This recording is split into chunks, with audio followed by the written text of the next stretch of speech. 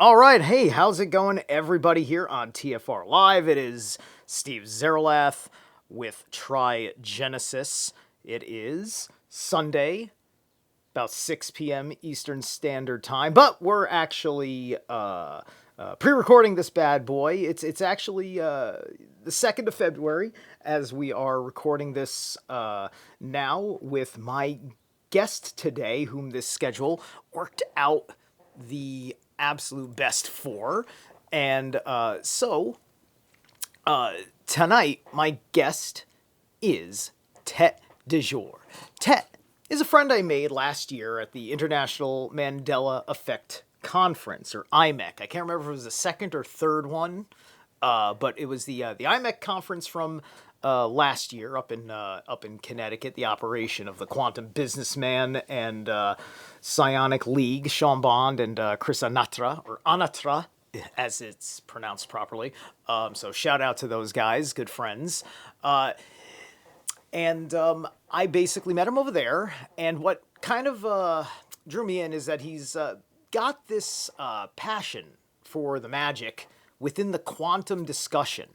As I learned from his presentation on the Mandela effect and some of the deeper personal points that he brought out through it, and of course I made got a lot of impressions off of him because, like me, he's a well-inked man and a very heathenly inked man, and thus part of why I like you so much, Tet, is that ability to understand it on that kind of a level. That's a language that I speak, and it was great meeting you there and getting along so well. I was glad we hit it off. That's what drew me in with you. So you're very knowledgeable on the academic matters that were involved with these discussions that you had, which we'll probably talk a little bit about the Mandela effect, because I think quantum is unavoidable here as well. But it's also the fact that you've got the deep human connection side of things, which I think needs to be more prevalent in the voices that are talking about all of these intriguing things that is happening for, with, or to the world at this moment. So, Tet, please, if that introduction was not sufficient, tell everybody here about yourself. Actually, that was perfect. Zero, thank you so much for having me come on here. It was, meeting you there at the, Mandela conference. It's Mandela effect to me was something that just came out of nowhere, because, as far as my life is concerned, I could give a rat's ass about the Mandela effect or quantum or any of that. I was a very satisfied in my normie life, all the way up until 2016. I had a normal job. I was in the military for a very long time, almost 12 years. And it was a very amazing and jarring, crazy experience that, thrust me into what are you going to do now? Who are you going to be now? I got to, when I was delivered almost this amazing gift of not having to work, that you don't have to work anymore. What are you going to do with your life? And I'd had particular rules in my life, like, hey, you got to work hard in order to party hard. You have to do these things in order to be smart. You have to go to school. You have to hit the books. And now I was, in 2016, a lot of things happened where I didn't know. I was no longer the military man. So who was I? And at that same time, everybody else was going through the woke identity world where they're like, what am I? Who am I? How am I supposed to be? And the groups such as the Mandela effect or the pagan community or any community to me was a huge turnoff because of the world that I had been brought up in, not just in the military, but in the world of Mormonism. I was born Mormon, and that is very religious, ritualistic, and they tell you nothing about what those rituals mean. And so for the longest time, when it came to anything that had to do with rituals or it had to do with symbology or the tarot or expressing any type of connection with the divine, it was a massive turnoff as an atheist. And so slowly, starting in 2016, I started reintegrating, like, and using my academic background as a cryptologic linguist and a network engineer for the military to sort of put things back in order. And so when I started looking back at these rituals, when I started looking at the history behind the rituals, when I looked at the symbols, and then I started asking myself, what do these symbols mean to me now, today? The same way that our ancestors said, hey, what does these symbols mean to me now, today, in their time frame? I felt like there was a brand new language that was being displayed. And I was like, I've seen this language before. And this language comes in the form of quantum. And this is a hard link to put together when you're trying to take something very, very old and link it to something very, very new. Mm-hmm. And when I saw the Mandela Effect conference, I said, hey, this is an opportunity just to display what I found up to this point, because I have no interest in going down the PhD path. Right. I do not want to display this information to people that are already ready in their mindset of, you have to be able to put it in a box. You have to be able to compartmentalize it. And I was like, you don't compartmentalize this information. Just like I don't compartmentalize your speech, you don't compartmentalize my speech. I allow you to speak whatever you want. You have to be able to let this mysterious divine structure, or Yeah. wanted to talk about Heidegger, this Yes. recognition of an entity, the Dasein, where you have to be able to let it express itself. The same way that all religions eventually, you go talk to any mystic, they'll say the same thing. You're like, you are not in control of this. Let it do its own thing. Just like it's going to allow you to do your own thing. The weird part is, and this is where my expression at the Mandela Effect conference, I think, hit a lot of people maybe the wrong way. Mm. Like it sort of rubbed them the wrong way. It was like, hey, you better be careful with this. And that's what I brought to the table. It was like, this isn't about, light work and love and all that stuff. It's not, I mean, if that's the path that you want to take, you go right ahead. But Right. I'm over here with saying that dark work is a very serious necessity. Yeah, it is. It And is. I'll talk about it even if it ticks you guys off. I don't mind. Yeah, yeah, exactly, right. Because like like on a empathic level, when I see Mm. like just the light workers, that yeah, I can feel the avoidance of something important that's like deeper and scarring and holding them back on a level that they may Yeah. be carrying some baggage about, that there's either they're going to lose the acceptance of peers that they think are worth it, or they're going to lose the acceptance of the divine, and their soul's going to fall out of favor with all of reality.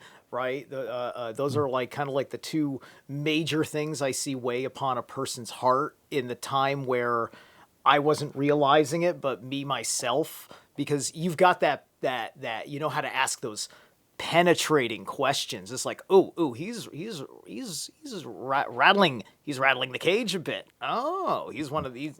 Okay, he gets it, right? Because that's like me. I look at my human design chart. I got a penetrating aura in my human design chart. I'm just like, oh, that's why I'm so pushy. My God, I gotta work. I don't know if I gotta work on that. That's me. It's my human design. But it doesn't make you all the friends in the world. But then again, Well, that's why I covered the Loki series the way I did, because Loki wants to have all the friends in the world, which is why he can't well, have any at all. as the trickster, right? We have to all remember that these trickster characters that are inside of us and inside of everyone else, you can deny your trickster self. You can deny your shadow. You can sit there and say, hey, no, that doesn't exist. And I'm just going to be love and light forever. And I tell everyone, I was like, if that's what you want to do, you go right ahead. But it's going to start, you know, a, it's going to become an abscess. It's going to become a tumor because you're not addressing it. This idea that I don't have cancer. I don't have this. I don't need to go and work out. I don't need to stretch my mind. I don't need to do that because I'm just going to sit here with butterflies coming out my ass. It's like, you could try and do that, but eventually, like I told you before we started recording, Mm-hmm. the lion's always out to get you. It's Mm-hmm. always coming. That conspiracy, that seems to surround all of us, where there's almost always there's this other worldly set of entities that's on the other side of some bizarre veil. Um, when they reach out, instead of running away, like a lot of people will just run away from it. Whether it reaches out to you in the Yeah. forms of the tarot, or it reaches out to you in the forms of story, such as the Loki myths or the Jesus Christ myths or the Jewish myths of Kabbalah. It's like when it reaches out to you, because that's what it did to me. Like I said before, I did not give two craps about Kabbalah before Right. 2016. I did not care, you know. Right. Right. But when it reached out to me, and there was this amazing opportunity to say, "Hey, can you do that thing that you did for all those humans? Can you do it for us in this new paradigm?" Yeah. Yeah. And it was a hard thing to say yes to, because I realized the moment I say yes to this, people are they're they're not going to want to hear it. They're not going to want to hear about, hey, these things are around you all the time. And no, it's and if they do come into your world in a form, say for example, like Carl Jung talked about with synchronicity, Hmm. or Mandela effects, this is sort of not a wink so much from something else as a mirror effect, a wink of yourself back to yourself.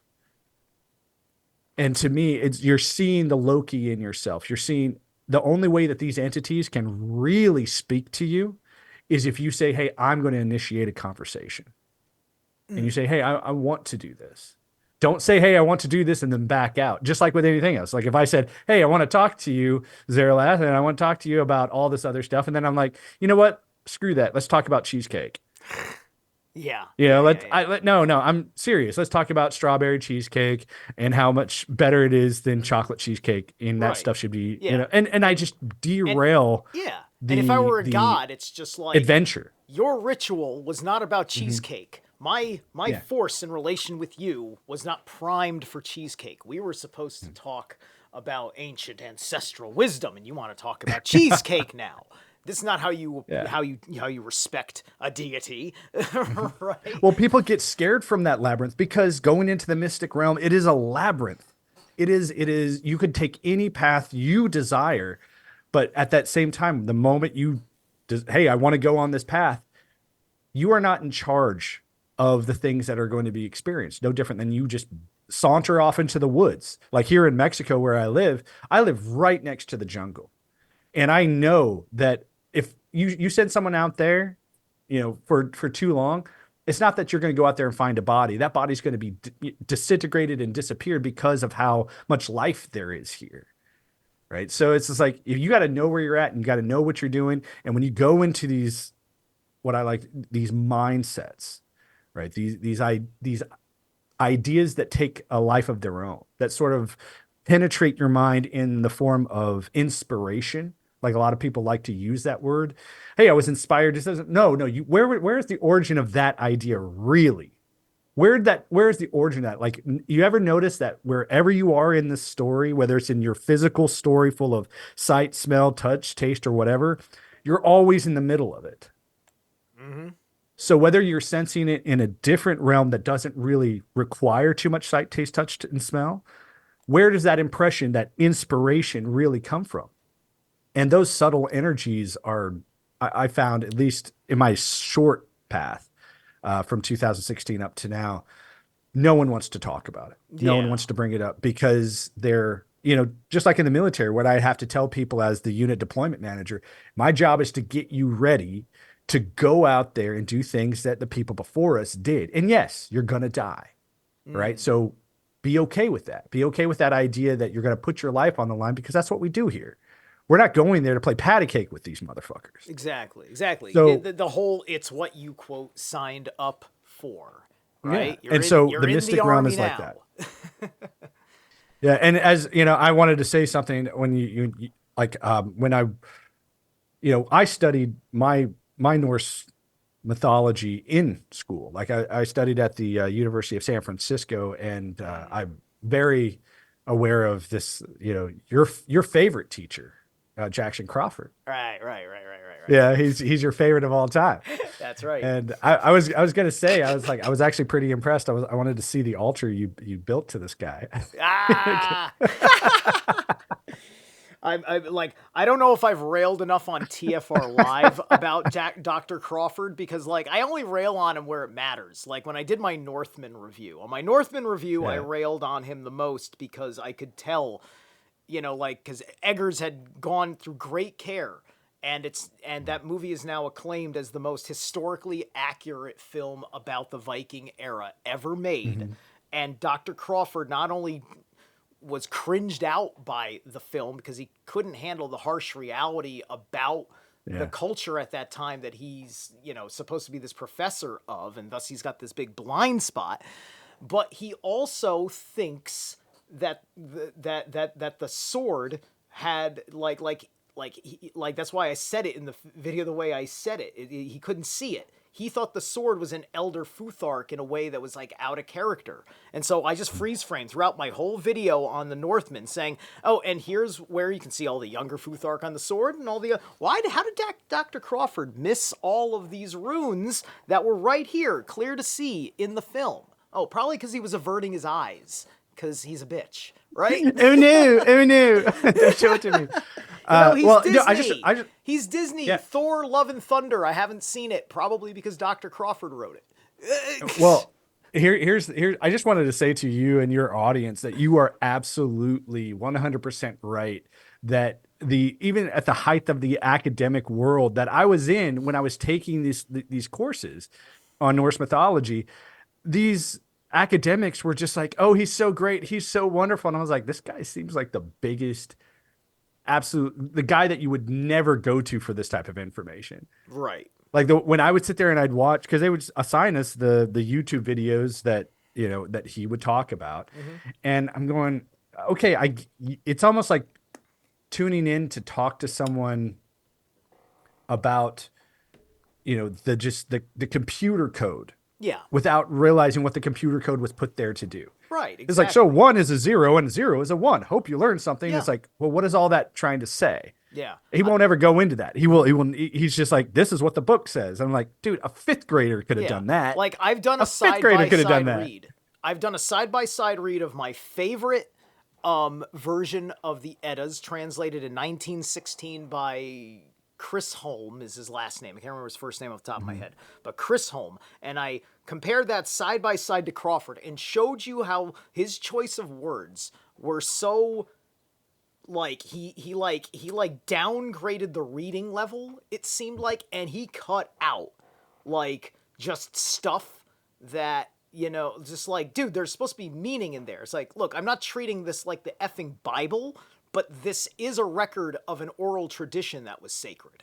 So, treat it with some goddamn respect, you butcher, right? That's my attitude with it, right? And this is kind of part and parcel of looking at like the future, getting the past wrong, and we're partly here to talk about that future too, in which all these things are gonna be related because that's gonna get carried forward. Techno Viking is gonna have his dance tomorrow. All right.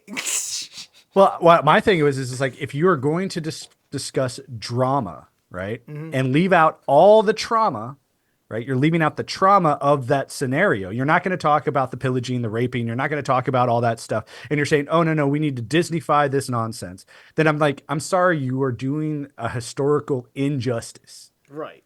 Right? I'm not saying I endorse these types of behaviors. I'm just saying that's what made the story so impactful.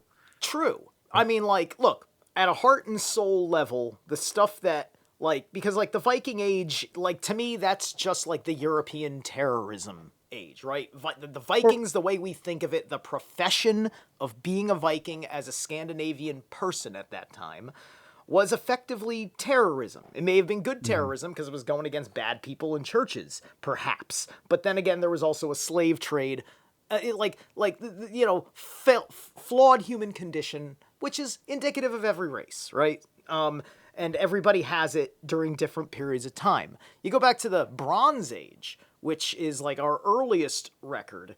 That is more indicative of the ideals, but it doesn't have all of the flashy sophistication of the warriors at sea and the great Christian enemy to make the backdrop interesting for drama, so on and so forth. Because in the Bronze Age, we had things way more better figured out. It was like Homestead Universe.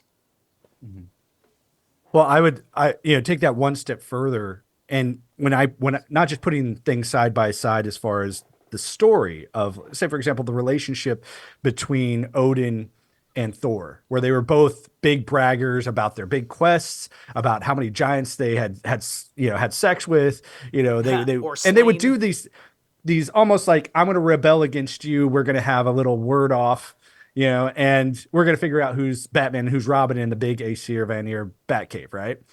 And for me, I'm going, well, what's the difference between that and looking at the Genesis 6 concepts of the angels who rebelled, right? All and created the Nephilim, who went down, had a bunch of sex, and said, hey, look what we created. Look what we came up with, and sort of told the God of the Bible to just go screw off. Right, Said, no, we're going to do this our way. And so with every rebellion, you have to remind yourself there's a form of independence that's flourishing, saying, I can do what you do. Yes, yes, and there are tidbits as a heathen. Like I've been working really hard to have a completely different relationship with the Bible and biblical references, especially in trying to be someone who doesn't use it so much because it gets overused by everybody, right? But I Oh, yeah. do have a knowing about a certain pagan relationship that was getting lost in that Hebrew story. A lot of Greek stuff got filled in the mix in the reconstruction of reclaiming, because from my understanding was Hebrew had about 8,000 words, only 8,000 words versus the Greek, which had 350,000 words or something like that. So they had to use a lot of Greek when they were actually making this Hebrew text, right? Adam and Eve were like Uranus and Gaia in the original translation. It's that crazy. Those are gods, not mortal men at all. So, I mean, when I think so I don't think it's off base to look at the Nephilim, their association with giants, and then think of the realm of the Norse of Niflheim. It's so on the tongue. Any heathen would be a fool not to understand. We better know where Nephilim etymologically comes from. We better know where Niflheim etymologically comes from, right? Or was that word used to play on the European mind who had certain feelings about spirits from the mist realm, right? Well, hold on to Because your Jotunheim is where the giants come from, but we still have a Niflheim, right? sure. Well, check this out. In your world of etymology, which I mean, I'm a big fan of. I like when things can be cross-referenced and there is no rhyme or reason for it. Like when you look at, for example, hey, pyramids were built here, and no one told these groups how to build them, right? The same thing goes for words. Like, who said to use Niflheim and Nephilim? Who said that we should use those same phonetic things when these cultures really weren't weaving in and out of each other? And then I say, as my background was in Mormonism, the very first character that you run into in the Book of Mormon, his name is Nephi, right? Like, spelled the exact same way, Nephi, right? That's his name. His brother is named Laman. And if you take this one step further, whether it be Nephilim or Nephi or Laman or whatever, and you try to look at what a neophyte is, and when you look at what a layman is, and you look at what each one of these crazy mystery schools was doing, they were taking the neophyte, the one that was prepared for initiation, to pull him in out of the layman, out of the that layman world, and say, hey, I'm going to change the way that you see reality and the way you see these stories. And so, for example, when I watch your podcast, and I see you going deep into all these different pathways, whether it be with the tarot or with the story, I'm just going, if you aren't ready for this, it's going to confuse the shit out of you. Oh yeah, Right? yeah. You will get very confused because you don't know what we're talking about. But when you start seeing these symbols come up over and over and over again, and realize, hey, are you open to having a living ritual being your life experience? Yes. where you are the neophyte now. You are the neophyte, and it's not some wham bam, thank you, man, snap your fingers, and you've been initiated, Hmm. right? That the initiation is a lifelong process of integrating your trauma, your drama in your own story, That's right. right? And it's And then and it's beautiful that dragging, it is one, because, like, it can sound like it's this arduous thing because of how it starts, but when you look backwards and you realize how much time you've had in progression, and you find that you're emotionally in a better place, you're doing you're way better off, you're far more secure, you have far more ability, and you know that you're not, there is no finish point. But then you just, like, I'm excited because there is no finish point at this point. It's just like I get to be better tomorrow, and then the day after that I get to be better, and I get to be better, and I get to be better.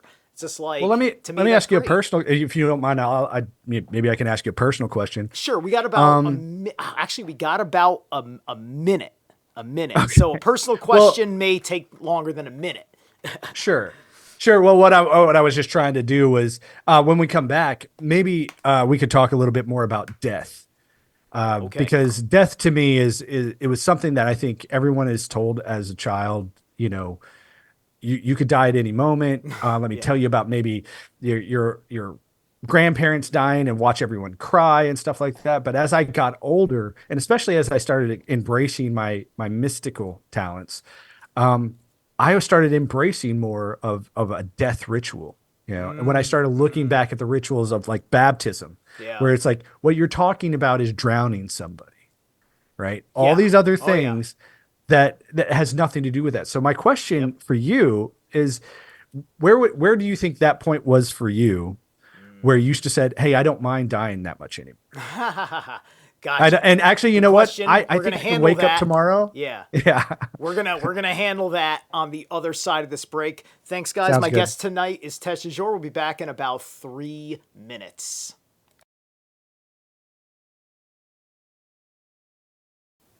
All right, welcome back, everybody, from the break. And you've been listening to Trigenesis with me, Steve Zerlath. My guest tonight is Tete Desjours, who I spoke about meeting last year, and he's a shaman and a magus in his own right, like me, with who's quite brilliant, and he asked me quite the brilliant question just before the break that I want to address. When you don't mind dying so much, man, it's a little hard. It's a little hard to say, but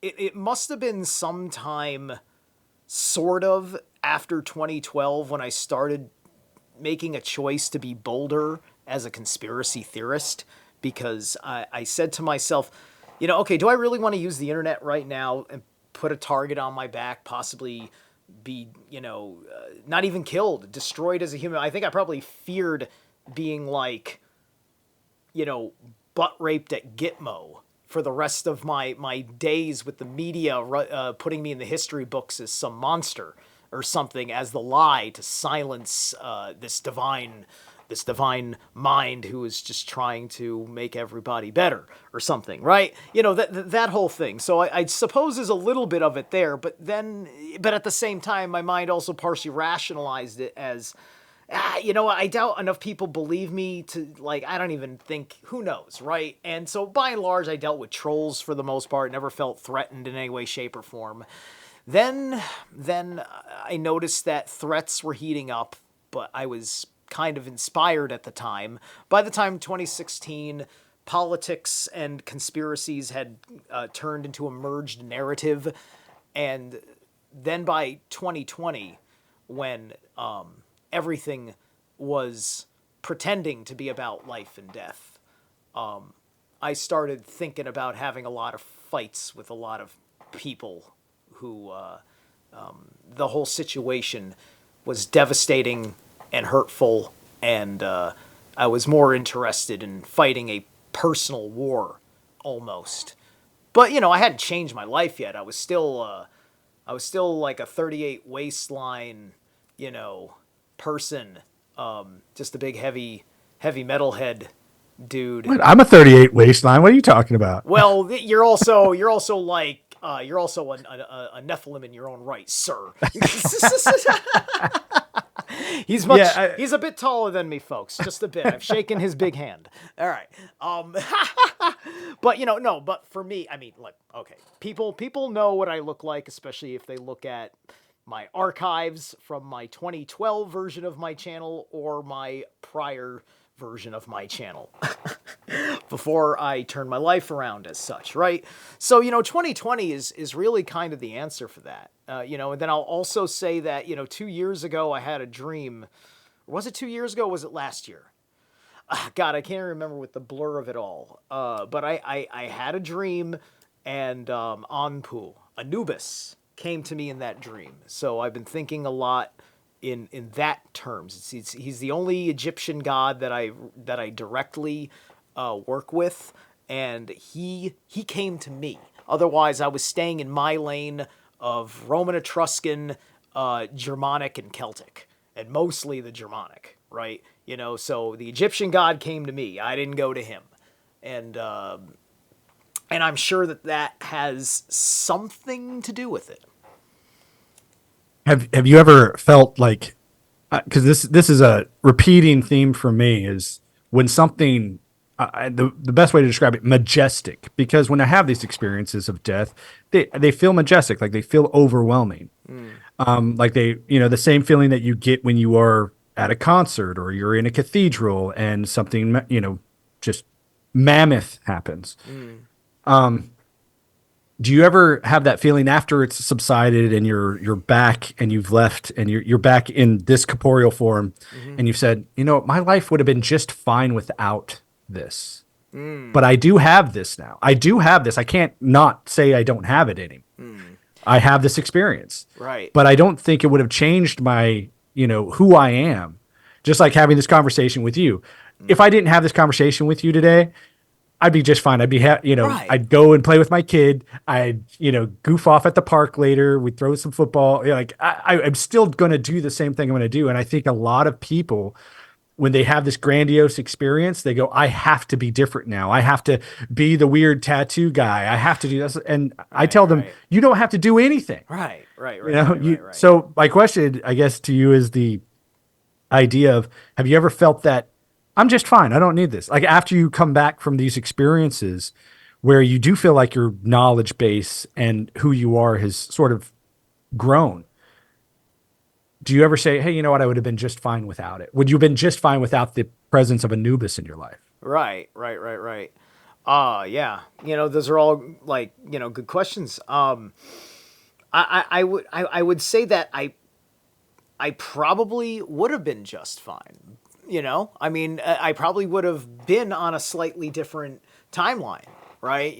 Whichever version of me ignored the dream and is not making certain choices to be a little bit more knowledgeable about who Anpu is and the jackals and the dogs of Egypt and what the underworld is like and how all those roles moved around and all those things. I mean, I put time in. They're not going to see it on here. I'm still working on him, but this guy's on my altar. I got to fix his ear. His ear fell off, but that's my Anpu statue for my altar that I'm working on.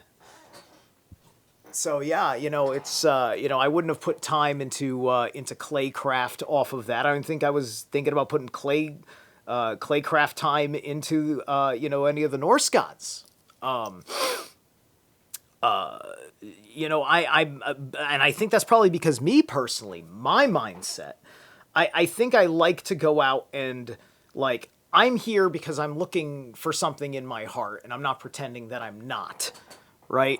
And I'm hoping to do a thing or two, right? I'm hoping to find a reason to change. I won't if I don't find that reason, right? I took a heroic dose of albino penis envy last year, and it was quite the insane experience where I technically saw a seraph angel over my bed while I'm writhing and with the stomach ache because I just took it like straight raw without eating for a few hours before. So because I wanted to go for a nice, well potent effect, and the emotional release that I got once the high had settled down, it got me through so much stuff that I can't even articulate on an unconscious level, as I also was building off the symbolism of what I believed I was seeing as a metamorphosis. As like I felt like I was a worm writhing in a cocoon to emerge as quite literally some sort of beautiful moth or butterfly or something like that. Don't put down moths. Moths can be quite beautiful. We're just used to seeing the little white gray guys, right? But yeah, it's kind of like it was kind of like a full Kundalini activation because of the amount of spinal wiggling I'm doing while writhing in the bed. And I felt amazing. I felt absolutely amazing, and spirit enlightened in Yeah. that way. When it was all over, and I had different kinds of clarity, a different kind of attitude, and it was helping me integrate myself, right? So like I probably put out of mind things that I've gone to and then left and said, I don't need this, right? I used to do a couple of things with the politics of the LaRouche pack, right? Lyndon LaRouche, because I was hoping to find some great stuff out of that. And, after a while, I thought that I didn't need this, and it what really wasn't for me, and it wasn't really my language they were speaking, so on and so forth. There's maybe one example. Okay. Well, I think the psychedelic revolution, at least where it's come from, since I've been able to mess with it, you got to remember my background in the military, it was a zero tolerance policy for anything, like anything. So, I mean, you got the tiniest little, like you accidentally, they're stuck up, those, they fill you full of dread just to experience something like that. So when I got out of the military, I went to see a few of my brothers in Colorado Springs, and this was back in 2016. And when I went there, they're sitting around smoking cannabis because it's legal now, And for the longest time, it wasn't legal. And they asked me, they're like, "Hey, do you want something?" I'd never, because being Mormon and then going straight into the military, I'd never been around this stuff. And so they're like, "Hey, here, try some." And I was like, "Yeah, this is something I wanted to experience." And it was around Christmas time, and we were over at one of their friends' house, and I sit down, and they give me the joint, and I'm like, I take a small amount, and even to this day, this is what happens to me because I realized very quickly that what was happening to me wasn't happening to everyone else, and all of a sudden, my jaw was locked in place. I felt like someone was sitting on my chest and pushing me into the couch, right? And it wasn't I can't breathe. I mean, I could breathe just fine. It was just, I felt like someone had just wrapped me in chains and had just pulled me down. And it felt like I had grabbed, like my hands just went on fire. And it felt like I had grabbed like two ends of an electrical unit. Okay. And I was just shaking so bad. And I looked at my brothers and they were saying, "Are you okay?" I was like, they're like, "Are you going to puke? What happened to you?" And I was like, I couldn't move my mouth. I was like, "I can't move." And so they tried to help me up off of the couch where I was sitting. They moved me into the bathroom thinking I was going to vomit, and then they, pulled me into another room where it was nice and dark, and they sort of laid me down on the floor. And as I laid there, I could feel almost every nerve ending in my body. And I could feel it running through me. And I genuinely thought at that moment, I was like, this is how I die. Right. I went through 3 deployments, had no problem. People shooting directly at my face. I had no problem with that. Everything's fine. And here I am like I literally can't even lift my own arms. Yeah. I was paralyzed. Right. Okay. And yeah. so as soon as it started, that sounds like it was a very strong kind of indica, giving you like quite the shock body high. Yeah. Well, the weird part was, the weirdest thing was, is everyone else was just fine and they were smoking copious amounts of this Yeah. stuff. They were just fine. Mm-hmm. Mm-hmm. And I'm like, did I have an allergic reaction? And I told him, I was like, I'm never doing that again, ever. But the first thing that I started repeating over and over and over, because I started repeating this phrase over and over as I was coming out of it, was, you are your own best teacher. You are your own best teacher. Okay. You are your own best teacher. You are your own best teacher. And that's something I remember even to this day, where I'm just like, I would never have said that to myself, because I always had a sergeant I had to obey. I always, in Mormonism, I always had a prophet I had to obey. I always had these people that were told that they were my superiors and I had to listen to them. And for this to happen like almost within a week after I got out of the military, Yeah. I'm sitting here and I'm going, who am I supposed to listen to? This was the biggest question on my mind, the biggest question. Yeah. And when that came in and it just took over my being, Yeah. said, you have to be in charge of what you learn now. Right. And it sent me, and I didn't smoke cannabis for a while after that. Yeah. And I did a lot of research, and a lot of things really did start. And this is what I talk about in the presentation of the Mandela Effect Conference, was like, things were physically changing in front of my eyes. And I didn't know how to tell people this was happening, because I genuinely thought I was losing my mind. I was like, I'm going to be labeled schizophrenic. They're going to put me in a mental institution. But then when I realized, and this is a very key point, this is one of the things that I want to share with everybody, is when you start to realize that you have a modicum of control, you can build that just like you build your muscles, just like you build your mental abilities. Yeah. And you can say, hey, if I have any degree of effect on the physical realm, then I want to know about it. The caveat is this: if you change it and you realize you can do it, you also change other people's perception of it, that they will admit that it's always been that way the entire time. They cannot see you changing it. They can't see it. So if you change it, if you change something and you say, hey, this is what you want, okay, it's there. They will act as if it's always been that way. Oh, no, you made me a million. I've always been a millionaire, right? Oh, you made me happy in my relationship. Oh, I've always been happy in my relationship. What the heck are you talking about? They have no concept. Sort of like people with Mandela effect. This is what I was trying to get people to understand. Yeah. Is that when you have this ability and you go down this road, you are going to be given trials because of that ability that you are trying to strengthen. No different than you go to the gym. The new trial after lifting 20 pounds is now to try and lift 30 pounds. After you lift 30, guess what? 40 is coming along. Yep. Right. And so when you go down the mystic path, where there are these new abilities that sort of present themselves, there's also going to be the other side of it. The other side of that, hey, can I use this in a nefarious way? Instead of making you happy in your relationship, maybe I could burn your relationship to the ground. Maybe instead of being, helping a city flourish, you could burn it to the ground and say, hey, you know what? It's going to be funny when all of a sudden San Francisco doesn't exist anymore. It's going to be funny when Portland doesn't exist anymore. It's going to be funny when America doesn't exist anymore, isn't it?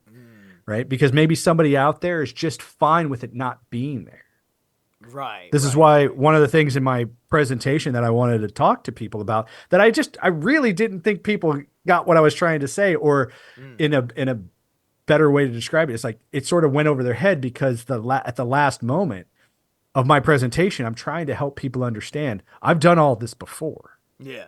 This isn't my first rodeo here, guys. And if you look at where my life is going, I feel like, and maybe this is a good question to ask, do you ever notice there's these very odd, subtle feelings when you're playing in these realms that I know exactly what I'm doing? Like there's this almost overconfidence that sort of envelops you. And that same thing when you're like, you're worried that you're, maybe about to jump out of a plane, or you're worried that someone is right around the corner. It's almost the opposite of that feeling, the opposite of paranoia. Right. It's like this abundant, almost ambitious confidence that you're like, I can do this and I can do it well. Yeah. And I remember saying to myself when I started feeling these types of abilities for the first time, I said to myself, I will I will not do this the same way I did this last time. And I remember making that a key moment in my life. And I said, hey, if I have to do this, I have to do it for today. I have to be the Tete Desjours today. I have to be this person today. And if I have to change things, I'm going to change them for the betterment of people. Right. I'm not going to, if Yeah. I have to destroy something, then I'm going to destroy it because I know what comes after it. No different than a surgeon says, hey, I've got to make a cut right here. Or an acupuncturist says, hey, I've got to put a needle right here. It's probably going to hurt a little bit, but Yeah. in the long run, it's going to be way better. Mm-hmm. So my question is like that overarching that, like I said, holding on to the electrical components of these new experiences. Do you ever sit there and go, hey, maybe I shouldn't do this? And what type of sensations do you come up with when you're like, you know what, I'm just going to do it because it's not that it feels good and I want to be hedonistic about it or heathen or whatever, but it feels so right at that moment that it needs to be on no matter what comes about because of it, where you are now not just the conduit but the person laying the bricks. Yeah. A beautiful question. Like, I've been really big for quite a while now on reinventing the relationship we have with the concept of our reptilian brain, our nervous system, our parasympathetic and sympathetic nervous system, right? So there's a tremendous amount of that which is not just the highest power, but it's also like the highest freedom, which is where the energy of the dragon is coming from, and that dragon can be benevolent or malevolent depending on the person. And you have to work on yourself a whole lot, and you got to work deep down, and you got to listen to things like in your body like that, like a feeling that then just turns into a twitch. Your shoulder just goes like that, and on a Yeah. deep down level, it's body language, and it's your snake trying to tell you something because it needs to go like that. Like, people can't Mhm. see it on the radio, but I'm just jerking my shoulder to show Tet visually what I Mhm. mean by that, right? Just these little body language twitches that are the way the serpent communicates with the other two parts of your tripartite soul, right? This is your lower self, your instincts, your primal or primordial self, rising up in the body, reminding you of something deeply important and true. And we of course are largely conditioned to demonize the snake, and even though we have no idea if we are on the exoteric side of that we're also condemning our own internal mechanisms. That Well, if yeah, sorry, go yeah, ahead, go no, no. ahead. If you look what you just said, it's just like look at what people say with like, don't trust the snake. The Bible said the snake is bad, Mm-hmm. and I always say it's like, well, you can look at the Bible, but go look at all the other traditions, especially when it comes around serpent, dragon, whatever. Look at that information, and then go back to the Bible after that, and say whether it be this Loki trickster god or this Lucifer Satan character Right. or this person that is providing the opposition for creation to exist, right? Because without that character, you do not have creation, right? It is the formidable opponent that allows you the game to come into existence, that game of life. And whether, like I said, for me, starting off in the Christian world, and then my job in the military was cryptologic linguistics with a specialty in Arabic, right? So going down that the ideas of Islam and seeing those correlations, and then looking at Judaism, looking at the ancient mystery schools of the Kukion and the Eleusinian mysteries, and just going, well, each single one of these takes this character that is the the aha moment character, the guy who's in charge of the trick, and then almost simultaneously turns that character into a hero and says, hey, he has to be a hero in his own right just for standing up, right? Mm-hmm. And so you see this endless idea of what you talked about, that subtle energy. Whereas in Christianity, they call it the Holy Ghost, Mm-hmm. right? Um, in other, they call it that the inspiration of the fire in Zoroastrianism. right? And so I sit there and I tell people all the time, when you get those little ticks or you get that little, like, for example, for me, when synchronicity first started happening, it really felt like someone had taken their finger and put it on my jaw and gently moved my head so that I would be in alignment with the synchronicity, that I would see the time at 333, or like today is 222, right? Like, February 2nd, 2024, right? So when I sit there and I look at these types of things, I'm not saying that this means anything. I'm saying that that subtle nature is almost like a baseline in the music of life, or that tempo gauge, where it's like if you see them like once or twice and you ignore them, guess what? That's sort of like changing the radio station. You don't want to listen anymore. But once you start listening, those subtle energies, whether you call it the Holy Ghost or the serpent or whatever, start to happen more and more, and they will become almost a mirror-like teacher. Because what it's really asking you is, what do you think about who you are? What's the most important thing to you? Not in a selfish way, not in a, hey, I'm the best of the best of the best, everyone else can fuck off. It's like, if you could see yourself from the outside, sort of going back to Heidegger and going back to those ideas of, who are you as the Dason? Who are you as an entity? Yeah. Can you see yourself from as an abstract form? And how would you mold yourself after that? These are also deep ideas in Masonry. Yeah. These are deep ideas in a lot of different mystery schools, where it's like, know thyself. Know who you are. Know what those subtle meanings mean to you, not what it means to Zeralath or what it means to, any other mystic, because they're going to be relating to it in their way. This is what the biggest problem was for me in like Christianity, where like I'm looking for the Holy Ghost. Yeah. In Mormonism, I'm looking for, hey, why isn't this Holy Ghost come to me? Why doesn't this God show up and talk to me? Where's this Jesus Christ character that you said, or this Mary character that professes or jumps into people's lives and says, hey, here I am, here's some extra, Yeah. right? And I could never find it. But after my experience with cannabis, and actually almost like this dam was just burst open, and I started relating to my life differently. I started looking at my name differently. I started looking at the serious traumatic things that happened in my life, and I started asking this idea, like, I got these impressions, like, do you think that you're the only one that's gone through this? Because I really did. I was like, I'm the only one that has these bad things happen to him. You got And 2 minutes, then, by the way. huh? 2 minutes left, by the way, before the break. Oh, 2 minutes left. Yep. Okay. So, just to wrap this all up, and before we get into the next one, this idea of reincarnation became a massive experience for me.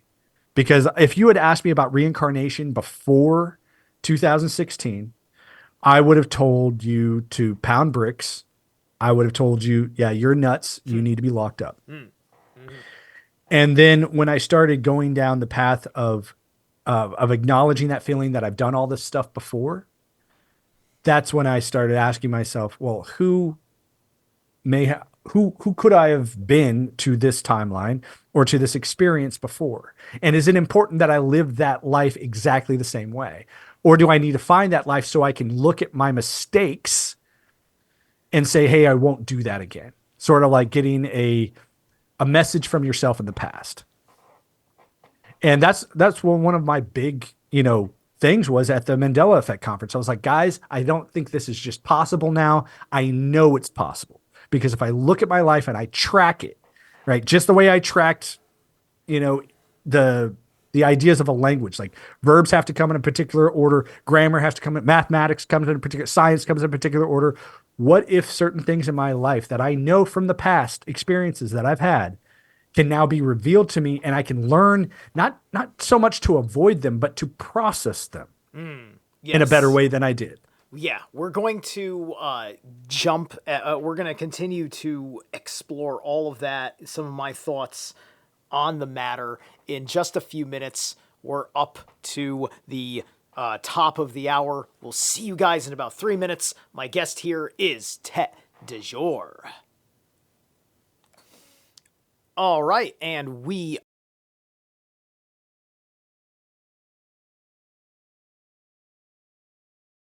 are back. Welcome back, everybody. This is Zeralath on Trigenesis here on TFRLive.com. It is the top of the hour. We are listening to my special guest, Tete Desjours, a very powerful mystical magus shaman in his own right, much like myself, men of some shared values and ideas, and we've been talking a great deal about how we're relating to the world. The big thing I wanted to bring up in the framing mechanism, I'm very grateful that you're bringing up some of the Heidegger stuff that I was covering, and there's so many hours of it, so you probably didn't get around to where I got to the chapters about the more existential side of Heidegger, because this gets a lot into that, especially when you're talking about your place in the world at that time where nervous system, where cannabis had basically put you into a waking sleep paralysis, kind of terrified you like you're going to die, right? And this was in the backdrop of thoughts and emotions about like who gives me direction, right? In the concept of Dasein, there's this idea about your person. It's basically, I'm paraphrasing Heidegger here because it's quite lengthy to explain it the way he does. There's your personal state of existence, and then there's the state of existence in the existential, which is everything that is outside of your normal personal world that then comes in. And Heidegger was picking up on the patterns of behavior and the qualities of where this impression of the existential Dasein will overcome as this reflection of itself, your Dasein, and then you will yield your personal world to the existential world as a superior, right? So if I'm running around and I think the Mandela effect is real, and of the voices of authority in my perceived existential world choose to function in a way that that does not accept that Dasein, then you, if you are a person who has a disposition to wanting to be integrated into that existential world, you will become agreeable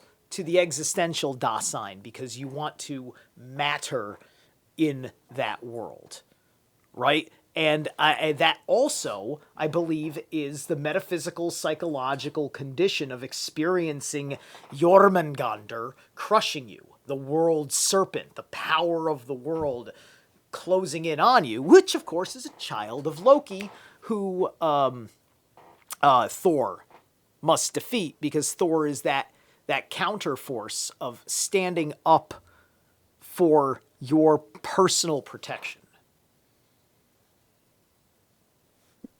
Remember, one of the things that I said at the conference was that I believe, and this is a hard word, I do not use the word believe at all. I find it a very offensive word. Be the lie. Be the lie, well, Eve. Yeah, exactly. It's one of those things where it's, when you say believe, it's, you say, hey, I hope. I wish it was this way. And for me to say I believe, it's like, I do understand there's so much I don't know about an experience that I've like to talk about when it comes to that existential world that you're adopting. And I say, you are creating a black hole of it inside of you, and you are choosing to walk into it. And the inverse reality that is being created, right, is going to be recreated in a way that would best suit your best growth pattern, your first best destiny. Right. So when you do this, because when you have to ask the origin of things, which is really hard to do because you've always, your entire life, especially from just the pure physical world, you are always in the middle of the story. So learning how to go down these very abstract roads and finally culminating in an experience such as, an existentialist crisis. You are saying, hey, what am I willing to get rid of? What am I willing to get crushed by? And what is that Phoenix character going to look like when it arrives? And for me, when that happened to me, I realized, wow, there's a character here in 2024 that is experiencing the same thing that a character back in the fourth century is experiencing right now. And that there's a character in the far future that is experiencing something that is akin to what I'm experiencing right now. And that we are weaving this thing as a collective together. Yeah. And so when I talk about reincarnation, I don't think it's a subject that a lot of people outside the mystic community or outside the people that are willing to test those boundaries are ever going to want to talk about openly. Because as part of reincarnation, you have to acknowledge death, and you have to acknowledge that you will die soon, right? And in the grand scheme of things, you are always on your way to death, and right past that is another a life that you are probably more than likely going to have the same attributes that you had in this one. Now, I don't know if you remember this, but one of my big questions at the conference was to Campbell, and I had asked him about, the idea, because he has no problem relating to life as we're all in a big, huge machine, and we go back to this hard drive, and then we get sent back in certain ways to refine our programming. Dr. Campbell, he was the first speaker who zoomed in, right? He wrote the book. He had the story about the meditation. Yeah. Yes. Okay. Yeah. Make sure I got the right guy in my head. He has a book called My Big Toe, which is a play on my big theory of everything. Right. And I went through his book, and he has an amazing story, and he's worked with a lot of really cool people. He worked at the Monroe Institute. And one of my big questions to him was, these entities that are reincarnating or being put back into the experience that we're having today, do you think it's possible for multiple, right? Given the fact that we are evolving and that we are becoming better machines than we were, like 50 years ago, 100 years ago, 200 years ago, like this new evolving machine, just like the computer I have now has 20 gigabytes of RAM in it, whereas 10 years ago, that would have been unimaginable for a personal computer, right? To have 20 gigabytes of RAM. With the way that we are changing as humans. Yeah. And I remember asking him this question, do you think it's possible that we could host multiple incarnations of better people, sort of like a mixture? And that's the reason I asked that question, was because that's the sensation that I am actually feeling consistently, that I am not just one single person, that there are multiple personalities that are sitting inside of me that have integrated together to give you the presentation of what this form is right now. If you say that the wrong way, you're going to get accused of multiple personality disorder and that you have a split personality. Right. And so I have to be very careful of how I present that and say, I think not only was I not prepared for that when I was like 10, 15, 16, 20, 25, 30 years old, that I had to wait until I was 36 years old just to entertain that idea so I could say that I have a genuine part of who I am that was August Jerome Day. The reason that I go by Tete Desjours today was because that is the person that I'm becoming in the future. That's the person that will erupt and be this communication, this expression of me now. And so it's not that I'm living the life of St. Augustine back then or St. Jerome. Yeah. Right. What I'm living today is the combination of these men and what it would feel like for them to have their dreams come true. You have to understand, for these characters who were the mystics of their time, these were the people that were hunted down and said, you will be the bishop of the church. I remember, saying this to my family and saying, I don't want to have anything to do with your religion. But if I do, and you give me that ability to instruct them, this is what I'm going to tell them to do. I'm going to tell them, abandon this church, leave it.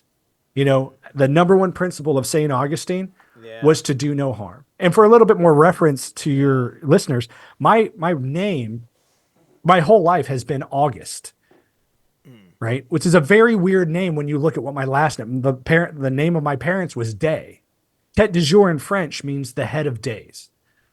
And if you look at that character, the head of days or the ancient of days in mythology, it is a very unique character. And for me, when I didn't go on a quest being like, hey, I'm going to go find this character and whatever. I had no plan to do that. Yeah. What my experience was I would look at the Wikipedia page of, Aurelius, because that was his name. He changed his name too around the same time. And here I am changing my name exactly the way he is. He had moved around a bunch in his life and had gone to particular schools that taught particular languages that he had to learn. Here I am, a cryptologic linguist. And I'm going, oh, those are big, long stretches. But then I started looking at his personal life because he wrote a book called The Confessions of St. Augustine. It is a masterwork in the world of Christianity and Catholicism. And I remember I went and I bought that book and I went to open it. And as soon as I opened it, that same feeling, that twitch, that subtle energy zapped through me and said, close this book now.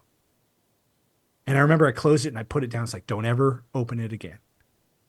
And I'm sitting here going, this is the key to my future. A rational man would say, that's the key. That's what I need to know. Right? And I remember putting it down, and the first idea came into my head. If you read that, you'll repeat it. Your job is to live the life today. You need to live as who you are today, not who that person was in the past. Right? You need to focus on what is happening to you today. Do not get lost in previous mistakes. It's okay to know the history of this, but do not get drawn in or sucked in by that psychological vortex that was created for that time period. Your job is to create that vortex for this time period. And that's what inspired me, to listen more and more to these subtle hints. And that's truly where the ideas of Tete Desjours came from. And when I understood what I was doing, that's when I started finding scriptures relating to this character, the head of days, that were erupting into the concepts of the Book of Enoch over and over and over again. And when I first started doing it, I was like, oh my gosh, there's this character that my subtle energies had told me that this was going to happen. Yeah. And then I would close the book and I'd put it away. I'd come back to it. And all of a sudden the scriptures had changed again and new information was provided. And so for me, from my personal viewpoint, it's hard to relate to other people because I can see the changes that are happening. And it's teaching me something that is fascinating. But in the same way, it's keeping me from teaching it to other people. It's so weird. Like I cannot, even though I want to teach this to other people, I want to tell them about it. One of two things will happen. They will look at me and get a very subtle experience of their own. This is why during my presentation, the Mandela effect, I said, respect other people when they have that deep, far off stare, when they just all of a sudden stop listening and you can tell that they disengage. Right. The fluoride stare meme. Yeah. I was like, respect that because that might be their world, that's their energy telling them you're not ready for this. Yeah, exactly. Okay? Exactly. It takes a while because, I had to burn, I was raised Catholic initially up until about maybe 11, 12 years old. I mean, I was still part of a Catholic house and all that stuff, but just the way things were able to work out, I jumped off and I went with a Pentecostal church because, the pastor's kid lived down the street. We kind of became friends he was riding his bike or whatever, and he ran the spiel to accept Jesus into my heart, and I was all for it because, I was picking up on the big, deep, dark secrets of what the Catholic Church really is doing to people, and then it takes a long time because you're undoing your relationship with that, and then you're rediscovering all the cultural appropriation because it's like, oh, this one facet of Catholics that I liked is actually a pagan thing they stole that I like. And so, sure, Christmas, I'm pagan, I love Christmas, I just call it Yule. Thank you. Right? That's life. And it's kind of a wild thing. So it took me a while. I had to burn the little evangelical shit out of me that had to invade, like, no, you need to take this worldview because of dire consequences. But all that's really just stemming from my own insecurity of worried that, there's going to be too much evil in the world for me to exist in it myself. So I had to run around and make the world into the world that I felt safe in, right? And I think that that's what they instill in all of these gospel preaching people that impose or just put they get on their soapbox in the middle of the square and all that stuff. And the guilt and shame tactics of it is just something that you just want to get over and transcend. Well, ask yourself this question. It's like you take for example our life, your life, or anyone's life. You're thrust into this experience where all you are is observing yourself dying. You're observing entropy as you live through the entropy of this existence, right? You're watching yourself become older and older and older and degrading. Yet the internal part of your mind, the one that's activating this avatar, is doing the opposite of that. It's growing and growing and growing and becoming more and more refined. And so when I sit there and I think about what am I supposed to do with this information now? I go around telling people that I'm a reincarnated saint. And what's even worse, imagine if people actually believed me. Imagine that. Imagine what would happen if someone said, no, we all believe you now. What are you going to do? I was like, if you ever gave me the authority to actually be this for the people, I would march straight up to the Vatican and say, get out of my way. That building doesn't belong to you. Or I would turn around and I would go to the Mormon church and I would be like, excuse me, that says the Church of Jesus Christ of Latter-day Saints. As far as I'm concerned, I'm the only saint here. Why do you think that you have more authority than me?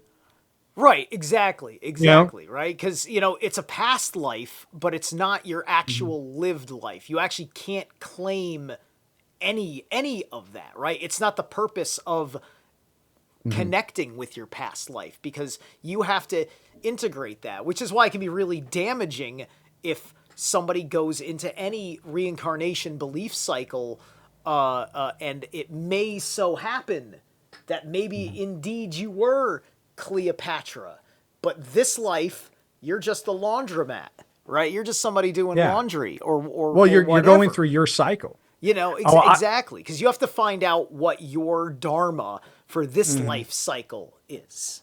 Well, I tell people that, like, it's like, instead of going, because at first I was like, maybe that's what I'm meant to do. Maybe that's what, and the subtle energy would, it would come in and inform, and it would say, hey, now that you know this, look at what you're doing naturally in your life. Just look at what's going on and ask yourself, what would it have been like naturally for this character, St. Augustine, where he was and what he was doing? When I ask myself, what was St. Augustine doing at this moment as a 42-year-old man in his life? Where was he at? He was already on his new path of continually, like, he wrote more than almost every other father of the church. And he was influenced by a lot of big movers and shakers. But where did he do it from? He did it from a small town, a tiny town where no one knew his name. Yeah. Most of his stuff never even got read for a very long time. And then all of a sudden, people were like, dude, this stuff is amazing. Why didn't we use this while he was alive? But he was also doing one other thing, too, that St. Jerome was doing. For your listeners, my middle name is Jerome. And St. Jerome and St. Augustine were actually contemporaries of each other. They actually had correspondence between each other. And what was hilarious is both of these people had the same idea. We need to get as far away from Rome as possible. So Jerome ended up moving. He'd already lived in a bunch of different places. He moved to Bethlehem. That's where he ended up dying. But before he died and before St. Augustine died, from two different vantage points, way out almost at the edges of the Roman Empire, they watched Rome fall. And as where I sit right now in the Yucatan, right on the edge of the American Empire, that's what I feel like I'm watching.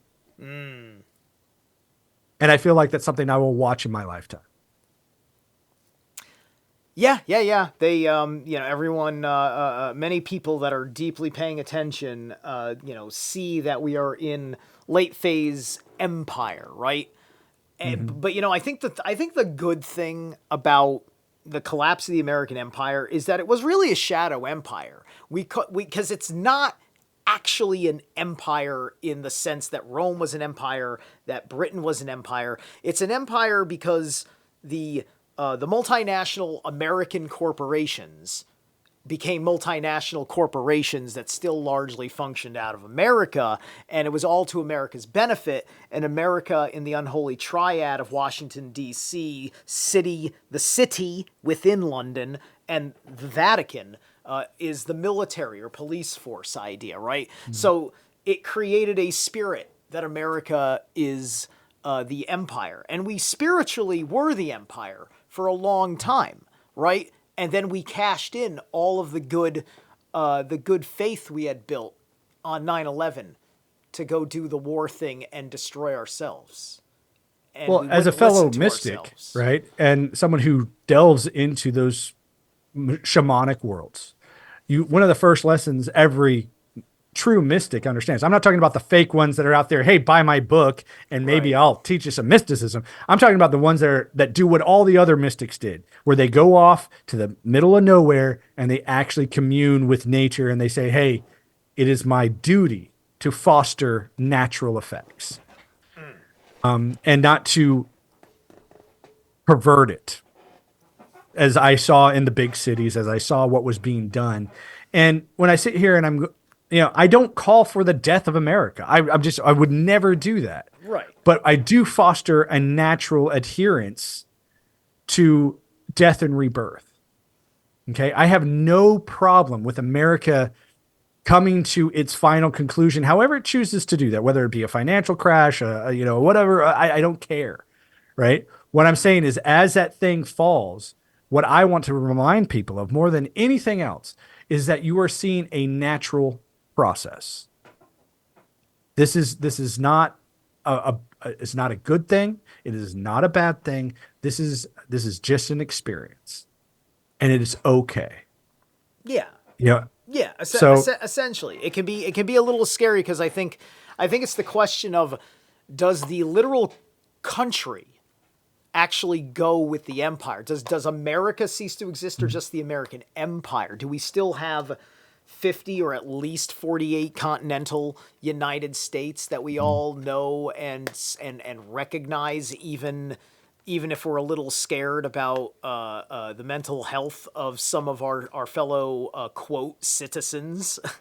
Yeah. Right? Well, it's that weighs on me more, because when I found out that we were covertly this empire through that financial global system or whatever, it's just like, I want to tear down that empire. I don't want to tear down America. I just want to turn, because that's not right. We weren't supposed to be an empire. We were supposed to liberate everybody, and that was the idea. And then the UN was supposed to be this good place that worked more like a confederacy, so countries still had their autonomy. That's the world I believed that everybody wanted, and what we effectively were, and we're striving to improve, right? And then in the process of fixing that, you have to look into the ideals of libertarians and anarchists and communists, imperialists, socialists. You got to look through all these systems to understand how we got there, what we are now, and where we're going. And a big part of this conversation, is more foundationally about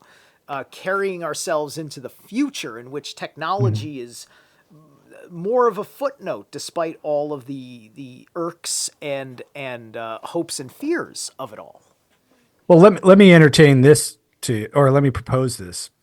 Have you ever snowboarded or surfed or anything? Or we could use riding a bike. Remember when you had to ride a bike for the first time? I once snowboarded, never surfed. I've rock scrambled, and that was an almost break your neck. It's called Breakneck Ridge situation. Okay. Well, the reason I like, talking about that type of stuff, or bring it up, especially in high intense situations, because I used to do this all the time with my subordinates, the guys that, were in my charge.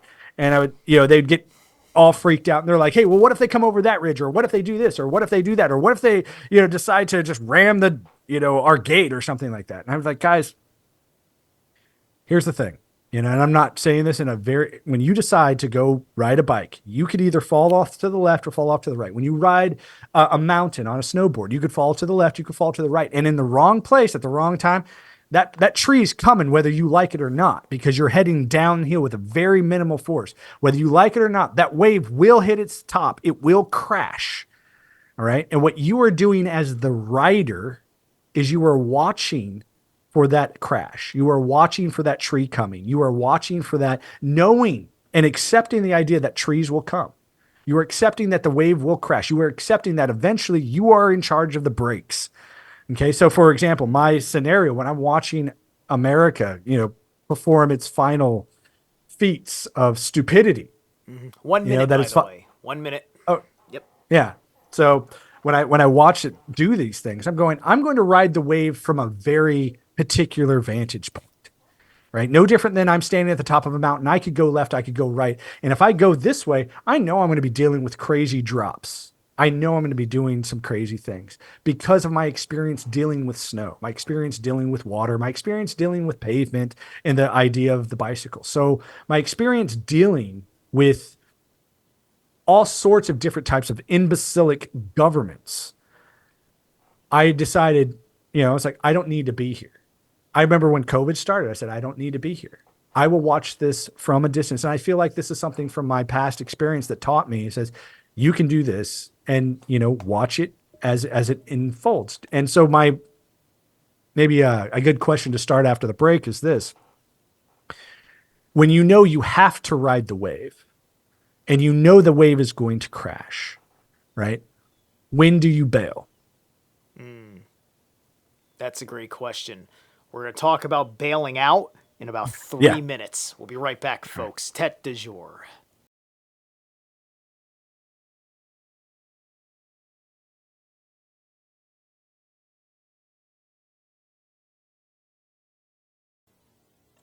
All right, everybody, welcome back. This is the last segment, is the bottom of the second hour here on Trigenesis with me, Zeralath, on TFRLive.com. We're listening to my special guest, Tete Desjours, and he left us off with a big question, which is kind of a fate question, right? When you're in the circumstances, the momentum cannot be stopped, and the impending incident is going to happen, and when that wave is coming over you, when that tree is imminent, when do you bail? And that's you're playing a game of chicken with a concrete wall, right? That's kind of what's going on, right? And I mean, my answer is, you bail when you just can't handle it, or you assume that you can't handle it unless it's so important that it's worth injury and death, in which case you follow through and you don't. Yeah, this is something, especially for me as a veteran. When I would tell people, it's like, we're at that moment, guys, where we're probably going to give our lives. Right? I'm not going to lie to you about it. Right? But we've got to remember that it's not about your life right now. It's about your family's life that's back at home. That we are here to succeed at a mission, right? That is beyond our deaths. And that type of stuff is heavy. When I would talk like that to my guys, you really could. And during a briefing, you could hear them just, they would all look down at the ground, like, and you could tell they were contemplating, like, am I ready to take the bullets? Am I ready for this? And as soon as I saw that, it was my job to go, you are ready for this. You are ready. You're not going to run away from this. Mm-hmm. Right? I, out of all the people in the world, no one is more trained than you for this particular experience. Yes. And so right now, especially even with your listeners, and they're going, oh, what do I do in this scenario? I'm like, guess what?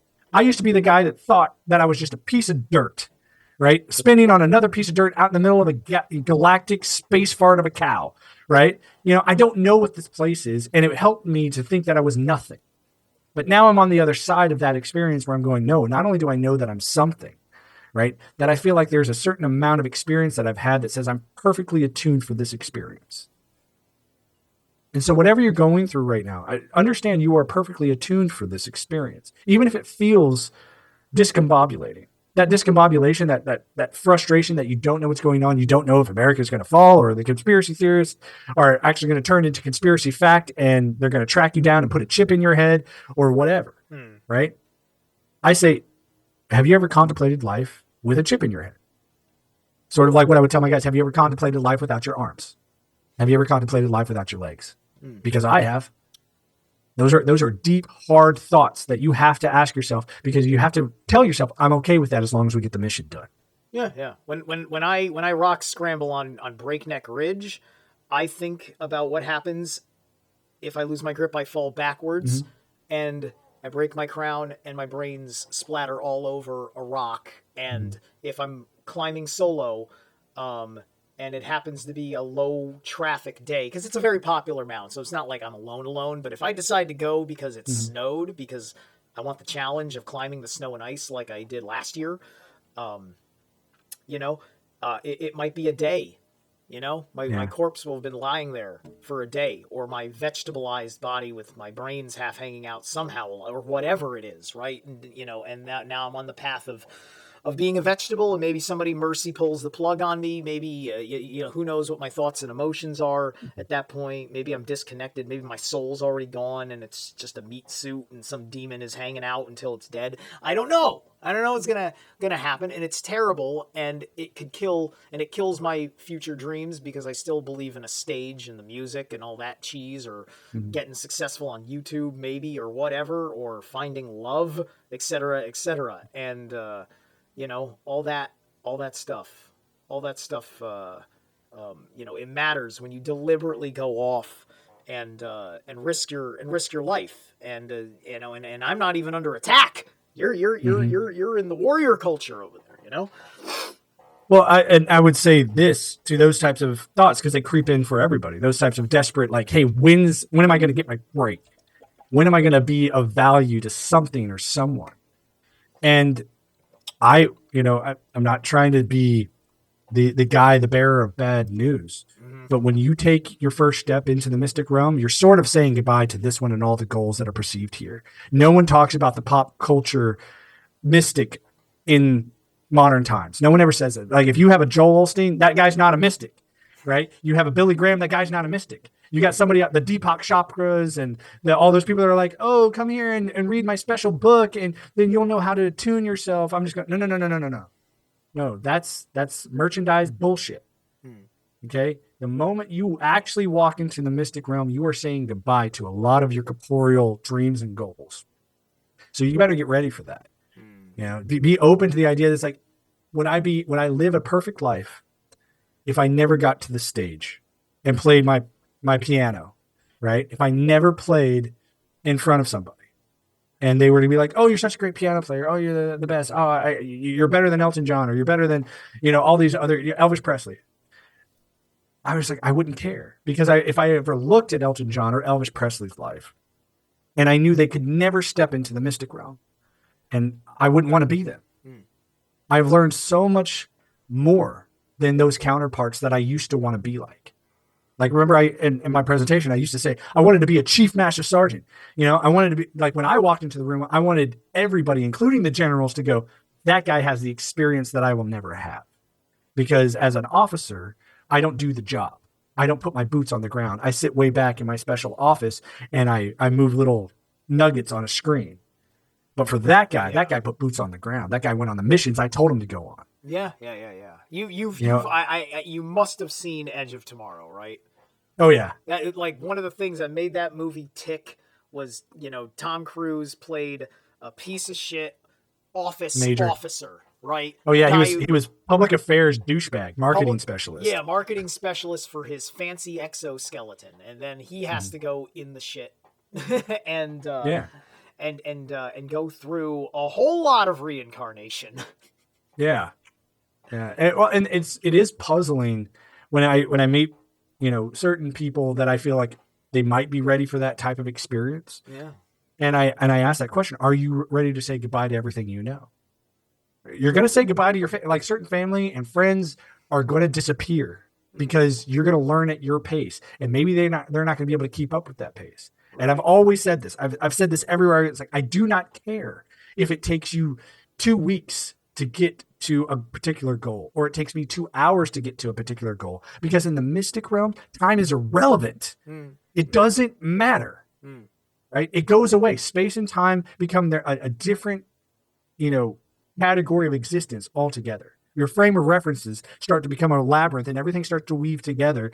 And at the same time, you're going, oh, it weaves together in a very unique and orderly form. Now, what's ordering that? I have no clue. I'm still at the, every time I realize I know something more than I did yesterday, 1,000 more questions pop up.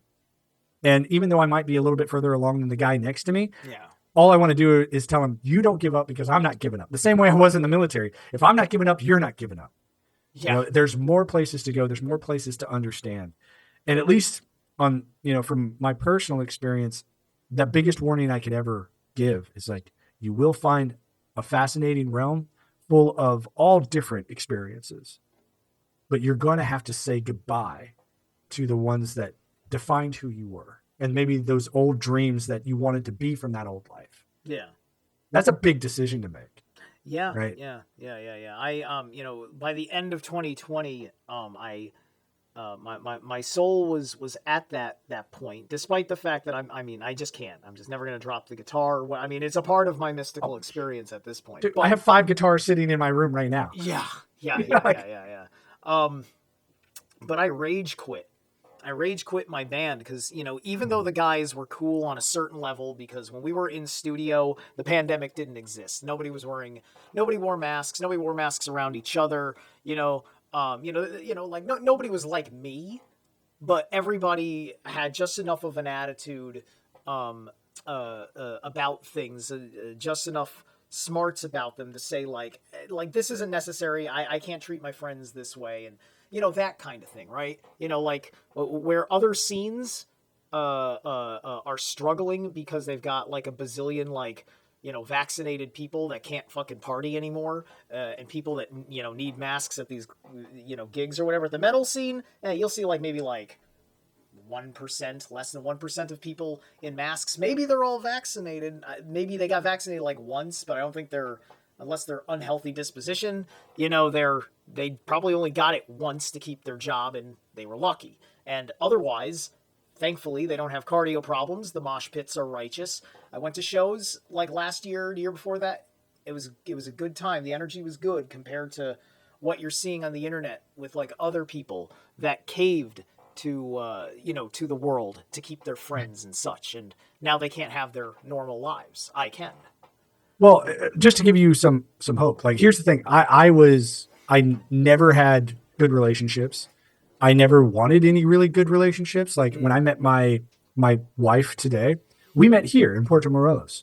And the reason that we met here is we were looking up at the same guy who studied in astrotheology. His name was Santos Bonacci. And we actually met him here. I met him the first day I got here. He introduced me to my wife. And she was there studying with him as well. And it didn't take me more than a day to sit down with Santos and realize that he was full of shit. And I was just like, you are you have a lot of really good information that you were repeating from other people, but you aren't generating anything yourself. And that it got really frustrating for me. And a lot of other people around him were having this problem too. But I remember I was like, hey, I'm done. I'm leaving. I'm going to leave Puerto Morelos. I'm leaving Mexico. I'm going to go do something else. The synchronicities that happened between me and my wife, the fact that she got here within weeks of me getting here, right? The fact that she had a very similar past, that I had a very similar past.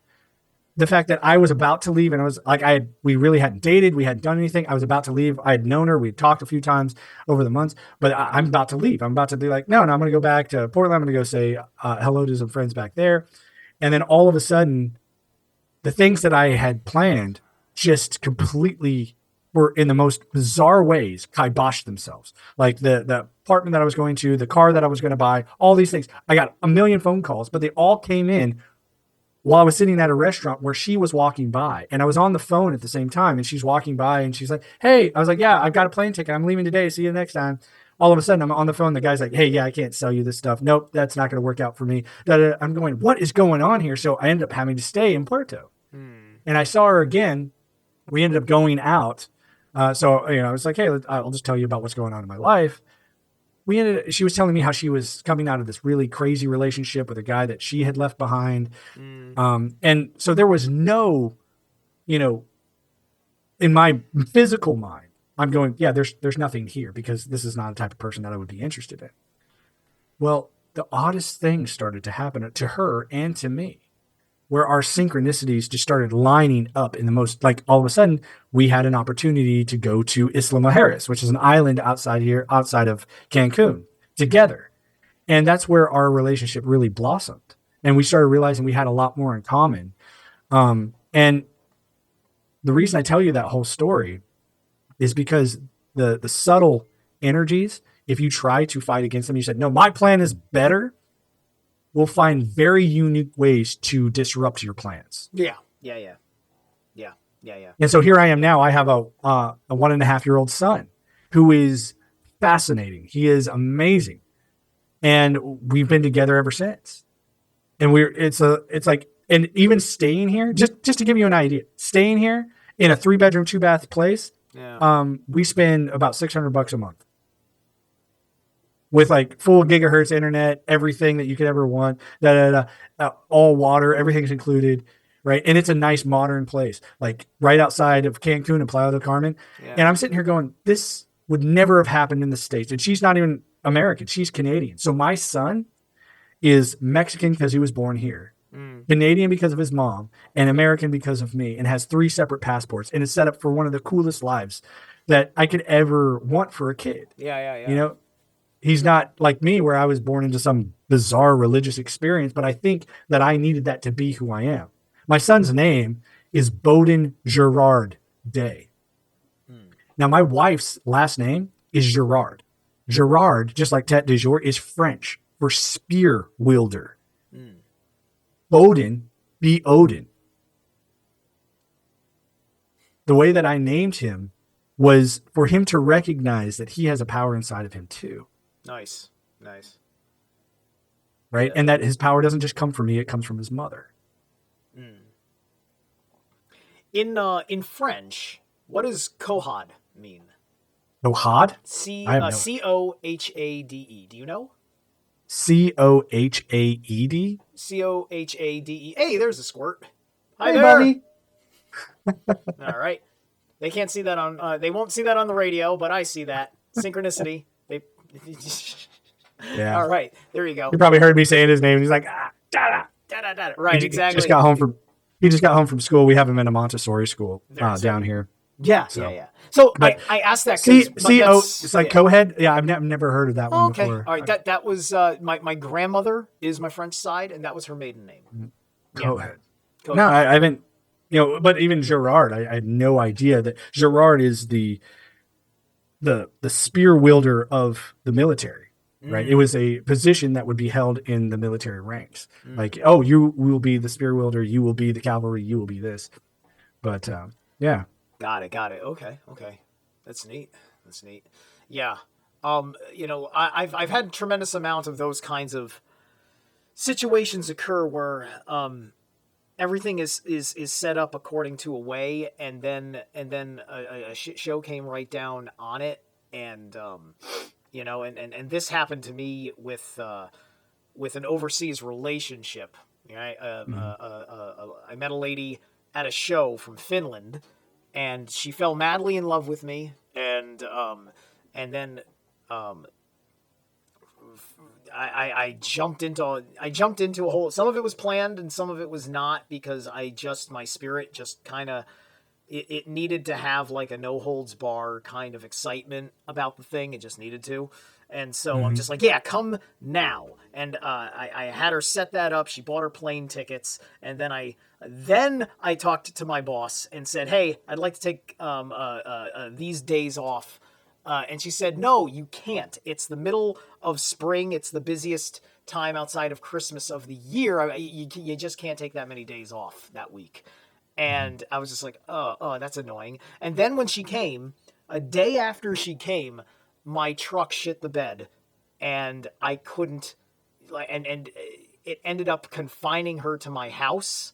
And while I was at work, she was here by and large and subject to the 2 members of my family. My mom and my dad are here, and just everything that was exciting and fun for her about me was destroyed within the course of like a week and a half, and it destroyed the entire relationship. She didn't like dislike it. She she just knew it wasn't gonna work out, but it wasn't like there wasn't like a it hurt, but it wasn't like a betrayal or something like that. It made sense, and I didn't blame her, and the world was crashing on me almost to say, like, what are you doing to her, putting her in your life? That situation's wrong, and I'm going to make it all wrong right now for her sake. That's what it felt like, right? Well, that feeling, and this is what I want you, like I tell anyone who's going through maybe a breakup or a death of a relationship, or even an actual death of someone who dies in their life. Do not ignore that feeling. Use it, transmute it. Let every ounce of it flow through you, right? Gobble it up. Don't play in it. Don't play in it. Like literally consume it. Let it flow through you. And the reason that I say that is because that experience needs to be felt. And if you try to ignore it, it'll just come back. Right. And if you don't process it, it'll come back. And Yeah. where I sit and I guess what I'm trying to promote for you, and you're like, I want these dreams and these goals. Da, da, da, da. I am not a guy that says that everything happens for a reason. I'm not that guy. I'm saying things happen for a reason, right? When they happen for a reason. The vast majority of your world needs to be random and abstract. Okay. So when things finally happen for that particular moment and that reason, it has the impact it needs. Like the loss of a relationship only makes the relationship that you were always intending for yourself be so much sweeter. Yeah. Yeah. No. No. Absolutely. Absolutely does. Absolutely does. You deal with such a long period of time where it just feels like it was nothing but like some lesson that you just didn't want, right? Oh It's yeah. just or like didn't want, or just like, oh, is this really what's happening? And I have to learn this. But I thought I learned this particular lesson already, and that's not what this is. It's just Well, yeah. Zaralath, think about it more like this. And Yeah. your viewers, you are painting, you want the thing that you're painting to be very distinct and there to be contrast. So when you're going through these bouts of solidarity, um, these bouts of loneliness, and you're like, oh, I'm so lonely, this sucks. Or you're going, man, why doesn't this just work out for me? Why isn't it just happening? Realize that's you painting this massive black canvas where the final point is going to be this white dot, right? That Yeah. allows it to be the contrast. You have to have that contrast. You have to have it. Otherwise, the painting won't make sense. If everything's, like we said at the very beginning of the show, if everything's love and light and you're farting butterflies out your butt, you will never actually appreciate the butterfly. You will never actually appreciate the concepts of love and light because you have never experienced the dark loneliness of being alone. Right. Right. For sure. For sure. And I certainly need to have a lot of that dark loneliness. Appreciate it. I'm Let not it being feel depressive it. about it. I've gone through Yeah. relationships. Yeah. I just, yeah, it's interesting when it happens because you hope that it's like a fated thing, because I thought that she Yeah. understood me better, like that, like she fell in love with me because she was processing something about me. It's just like, oh, she gets, I don't have to say anything, right? But like I know that I was some sort of a lesson for her too, Yeah. and I know that was of benefit to her, and she told me as such before she ghosted after she got her money back for helping me with the truck. Yeah, it is what it Yeah. is. That's Well, life. That's ladies, right? It's okay. I'll leave you with this because I know we're going to wrap up here in a second. Yeah. Um, I there was a story that I always tell my subordinates, and it's about how we would eat our MREs or how we would eat our food that would get out in the field, because we weren't eating fine dining as the combat communicators that we were. We had our little crap meals or whatever, but it was something that really helped me prepare these guys for the amount of suck that we were going to embrace on these missions. And I would always tell them, it's like, eat your broccoli first, all because We're not eating for pleasure out here. We're eating to sustain our lives. Okay. We're eating to sustain our mental focus. Yeah. And so right now, like, even if I got like a nice, beautiful plate of food and it had like a ribeye and a big fat potato full with all the fixins and a little portion of mixed vegetables with broccoli in it, I will always eat my broccoli first because I want to enjoy the rest of my meal. And so for life, at least in my life, I feel like my whole life up until I met, you know, this mystical relationship with reality, and it's been able to discuss itself with me, I felt like my whole life was broccoli. But I couldn't appreciate all these mystical things until I ate that broccoli first. And now I've got the rest of my life to enjoy the ribeye. Yeah. Not to mention, you saute that broccoli just right. There ain't nothing wrong with it. Yeah. Choke it down. Just get it down. That's Yeah. Just get it out of the way. Yeah. Embrace that. I mean, so you can enjoy the rest of the maybe my life is how I eat, because like I might eat my broccoli first, but I also don't eat my broccoli last either. It's just like I have some broccoli, then I cut some steak, and then I go for like the gravy or what. It's just like, and it's just like, okay, maybe I'll go around in a circuit, or I'll go back and forth. Maybe I need 2 bites of broccoli before I go to the next bite of steak, right? I won't just eat all of one thing and then all of another thing on the plate. I'll run around it.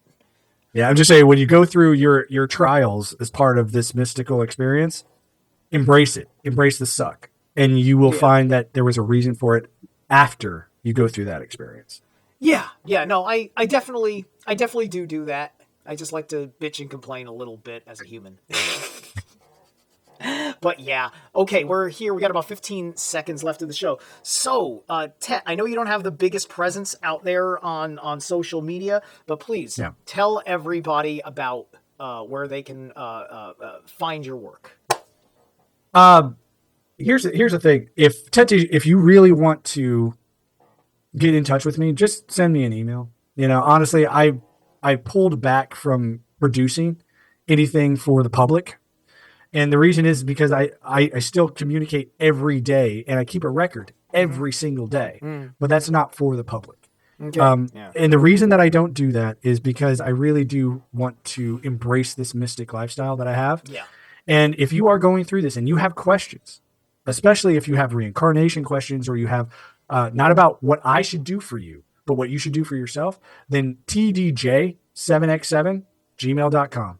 Send me an email. Excellent. And I will listen to your story, and I'll give you my 2 cents, and that's it. And I won't charge you a damn thing for it, right? The one thing that I've been sort of gifted in this life is an awareness that I don't have to worry about my physical needs anymore, right? And because I have that, I don't have to play the market game or the financial game anymore, right? I am very happy where I'm at. And the things that I'm studying right now with biogeometry and all the other things that I've got going on my plate, producing for an audience that I really don't think is going to understand the things that I want to talk about for this particular part of time. I'm saying in the future, they're going to love the stuff that I talk about, but they're just not ready for it right now. Yeah, exactly. I feel like Marty McFly, like your kids are going to love it. Your kids are going to love it, exactly. It's all back to the future, which is part of the Mandela effect, too. Exactly. All right, guys, thank you so much. I'm going to put Tete's email in the description for the archive file on TFR, and you'll see it in the YouTube link when this goes to YouTube down the line. Thank you so much, Tete. We're over time. And so I might have to do some tricky editing that hopefully won't cut any content by a minute or so. But thank you so much, guys. TFR Live, Zeralath, and Trigenesis out.